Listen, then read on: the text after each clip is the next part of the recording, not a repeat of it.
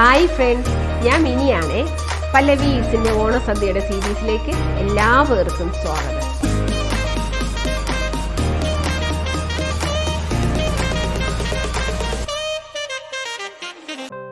നമ്മളപ്പം സദ്യയുടെ കറികളെല്ലാം ഉണ്ടാക്കി കഴിഞ്ഞു.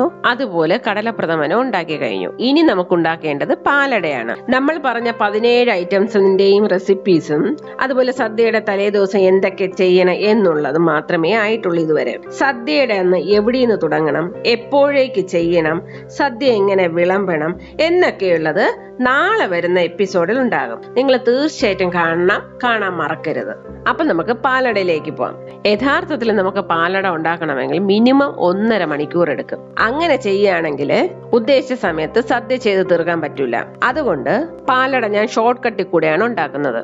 അതായത് പാല് പിങ്ക് കളറിൽ നമ്മൾ കുറുക്കിയെടുക്കാൻ തന്നെ മിനിമം 1 മണിക്കൂർ എടുക്കും. അപ്പൊ നമുക്ക് അതിനുള്ള സമയമില്ല. അത് ഒഴിവാക്കി നമ്മൾ അതിന് പകരം കണ്ടൻസ്ഡ് മിൽക്കാണ് ഉപയോഗിക്കുന്നത്. കണ്ടൻസ്ഡ് മിൽക്ക് ഉപയോഗിച്ചെടുക്കുന്ന പാലടയ്ക്ക് ഏതാണ്ട് ഒരു ലൈറ്റ് പിങ്കിഷ് കളറും വരും, നല്ല സൂപ്പർ ടേസ്റ്റുമായിരിക്കും. നമുക്ക് സമയവും ലാഭിക്കാം. അപ്പൊ നമുക്ക് 35 മിനിറ്റിനകത്ത് ചെയ്തു തീർക്കാൻ പറ്റുന്ന നല്ലൊരു പാലട എങ്ങനെ ഉണ്ടാക്കാമെന്ന് നോക്കാം. നിങ്ങൾ റെഡിയാണല്ലോ അല്ലേ?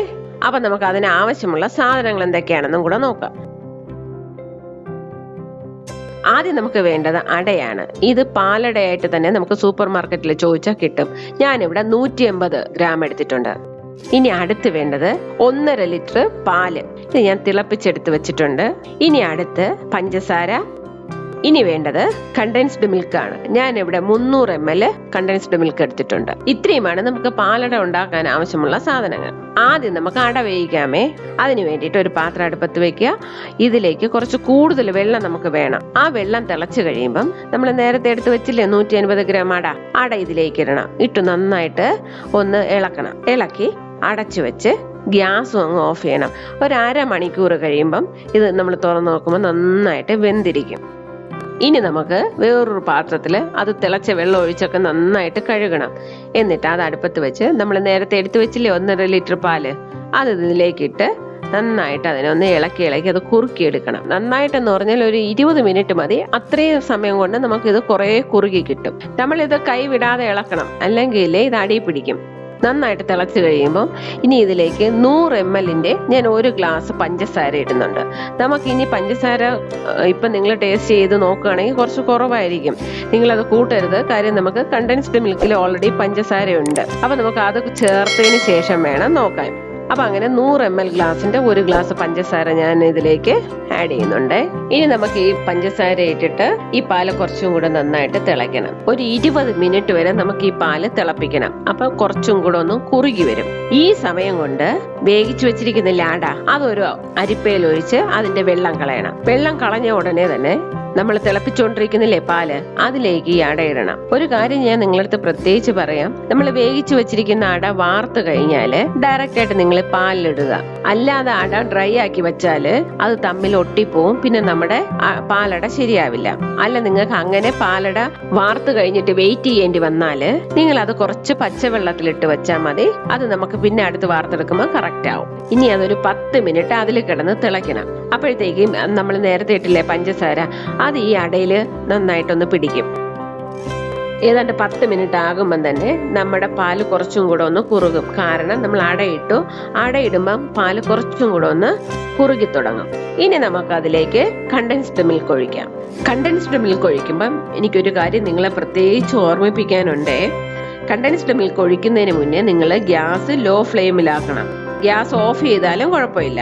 എന്നിട്ട് കണ്ടൻസ്ഡ് മിൽക്ക് ഒഴിക്കുമ്പം ഒരു ഭാഗത്ത് മാത്രമായിട്ട് ഒഴിച്ചുകൊണ്ടിരിക്കരുത്. ചുറ്റിച്ചൊഴിക്കുകയും വേണം. അതിനോടൊപ്പം തവി കൊണ്ട് ചുവട് തട്ടി ഇളക്കുകയും വേണം. കാരണം പാലിനേക്കാളും കണ്ടൻസ്ഡ് മിൽക്കിന് ഡെൻസിറ്റി കൂടുതലാണ്. അപ്പം നമ്മളത് ഡയറക്റ്റ് ഒരു സ്ഥലത്തോട്ട് തന്നെ ഒഴിക്കുവാണെങ്കിൽ അത് ചോട്ടിപ്പോയി അവിടെ തന്നെ പെട്ടെന്ന് കരിഞ്ഞു പിടിക്കും. അതുകൊണ്ടാണ് ഞാൻ ഗ്യാസ് ഓഫ് ചെയ്യാനോ അല്ലെങ്കിൽ കുറയ്ക്കാനോ പറയുന്നതും ചുവട് തട്ടി ഇളക്കാൻ പറയുന്നത്. ഇത് നിങ്ങൾ പ്രത്യേകിച്ച് ശ്രദ്ധിക്കണം. അല്ലെങ്കിൽ വേറൊരു കാര്യം ചെയ്യാം. നിങ്ങൾക്ക് ഇപ്പൊ ഇങ്ങനെ ഒഴിക്കാനൊക്കെ പ്രയാസമാണെങ്കിൽ നിങ്ങൾ എടുത്തു വെച്ചിരിക്കുന്നില്ലേ കണ്ടൻസ്ഡ് മിൽക്ക്, അതിൽ കൂടെ ഒരു ഗ്ലാസ് തിളച്ച വെള്ളം ഒഴിച്ച് നന്നായിട്ടൊന്ന് മിക്സ് ചെയ്യുക. എന്നിട്ട് ഇതിലേക്ക് കുറേശ്ശെ ഒഴിച്ചു കൊടുക്കുക. ഒരു കാര്യം ഓർമ്മിക്കുക, നിങ്ങൾ വെള്ളം ഒഴിച്ചാൽ അത്രയും വെള്ളം വറ്റുന്നത് വരെ നിങ്ങൾക്ക് വെയിറ്റ് ചെയ്യേണ്ടി വരും. അങ്ങനെ നമ്മൾ കണ്ടൻസ്ഡ് മിൽക്കും കൂടെ ഒഴിച്ച് അടയിൽ നന്നായിട്ടൊന്ന് മിക്സ് ചെയ്തതിന് ശേഷം ഇതിനെ പിന്നെയും തിളപ്പിക്കണം. പിന്നെയും തിളപ്പിച്ച് ഈ കണ്ടൻസ്ഡ് മിൽക്കും അടയും തമ്മിൽ നന്നായിട്ട് മിക്സായി അത് നന്നായിട്ടൊന്ന് കുറുകുമ്പോൾ നമുക്ക് ഗ്യാസ് ഓഫ് ചെയ്യാം. ഒരു ഇളം പിങ്കിഷ് കളറും വരും. നമ്മുടെ പിങ്ക് കളർ പായസത്തിൻ്റെ സെയിം ടേസ്റ്റും വരും. നല്ല സൂപ്പർ ടേസ്റ്റായ ഒരു പായസം നിങ്ങൾ ഉണ്ടാക്കിയെടുത്ത സാറ്റിസ്ഫാക്ഷനും കിട്ടും. അങ്ങനെ നമ്മൾ സദ്യയുടെ കറികളും എല്ലാം ആയി കഴിഞ്ഞു, പ്രഥമനായി കഴിഞ്ഞു, പാലട ആയി കഴിഞ്ഞു.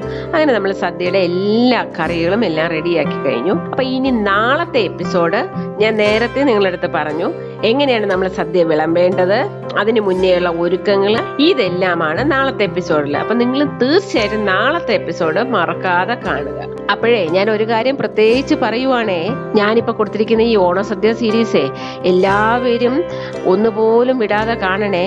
അതുപോലെ ഇത് നിങ്ങൾക്ക് ഇഷ്ടപ്പെട്ടെങ്കിൽ ഫാമിലിക്കും ഫ്രണ്ട്സിനും എല്ലാവർക്കും ഇത് ഷെയർ ചെയ്യാനും മറക്കല്ലേ. ഈ വീഡിയോ ഇഷ്ടപ്പെട്ടാലേ ഒന്ന് ലൈക്ക് ചെയ്തേക്കണേ. അതുപോലെ നിങ്ങൾ ഈ ഡിഷ് തീർച്ചയായിട്ടും ട്രൈ ചെയ്യണം. എന്നിട്ട് അതിൻ്റെ കമൻസും എനിക്കിടണം. പിന്നെ വേറൊരു കാര്യം, ഇതുവരെ എൻ്റെ ചാനൽ സബ്സ്ക്രൈബ് ചെയ്യാത്തവർ പ്ലീസ് ഒന്ന് സബ്സ്ക്രൈബ് ചെയ്തേക്കണേ. Thank you.